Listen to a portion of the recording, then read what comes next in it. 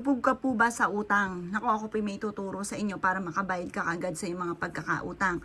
Pero syempre mga bossing ko, hindi uubra kapag umaasa ka lang dito ha. Kailangan magtatrabaho ka, magsisipag ka, magtsatsaga ka, pero malaking tulong po ito. Kumuha po kayo ng isang clear na lagayan na kagaya nitong pinapakita kong ito.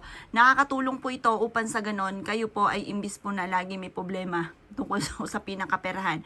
Makakatulong po siya para ma-reverse ang mga nagaganap. Imbis po na problema, puro kaswertehan naman ang darating po sa inyo. Proven po siya mga bossing. Ito po yung ating bigas. Mati kasi mga boss, pagdating sa usapin ng bigas, nagdudulot ito ng kasaganahan, nagdudulot ito ng pera, nagdudulot ito ng tungkol sa usapin ng pampinansyal para sa buong pamilya. Simple lamang po ang gagawin po ninyo. Kumuha ka ng isang clear kasi mas mainam yung clear. Ang ibig sabihin po niya, nakikita nyo siya yung mismong bigas tapos nakikita pa siya sa labas, nadodoble. Parang salamin po siya mga bossing ko na nadodoble ang kita po ninyo. Ito po, nadodoble ang blessing. Ang gagawin nyo lamang, kukuha ka ng dahon at susulatan nyo po siya ng 168. Ang ibig sabihin ng 168 mga bossing ko ay pag-attract na swerte lalo na sa pera at kasaganahan at tagumpay para sa buong pamilya.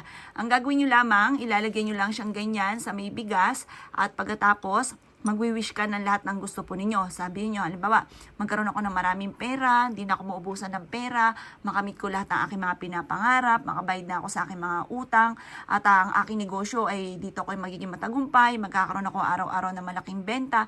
Ganun ang mga pagwi-wish na walang gamit na sana, direct to the point kapag nag-wish po kayo.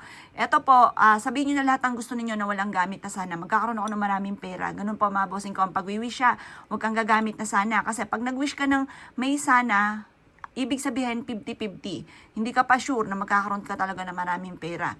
Ngayon pa mga bossing ko, ang gagawin nyo lamang, ibilad nyo siya sa sinag ng araw. Pag nabilad nyo na siya hanggang alas 8, kunin nyo po siya. Ilagay nyo po ito sa inyo pong hapagkainan, sa dining table po ninyo. Makakatulong po ito upang sa ganon, laging masagana ang pamumuhay para sa buong pamilya. Proven po ito mga bossing. Pwede rin po ilagay nyo po ito sa wallet ninyo, maglaan ka ng kapranggot na butil ng bigas, na mga mabibintog na butil ng bigas, at maglagay ka ng dahon ng laurel na may 168 mga bossing. Makakatulong po ito upang sa ganon, higit ka na swertihin, makakatulong po ito upang sa ganon, kayo po ay mas maging masagana ang pamumuhay, makakatulong po siya para lagi kang buena sa lahat ng bagay, makakatulong siya para kayo po hindi na mangungutang, or kung mangungutang ka, kayo po ay may ilalaan na pambayad. Kasi wala namang masamang mangutang basta meron kang ilalaan na pambayad po dito.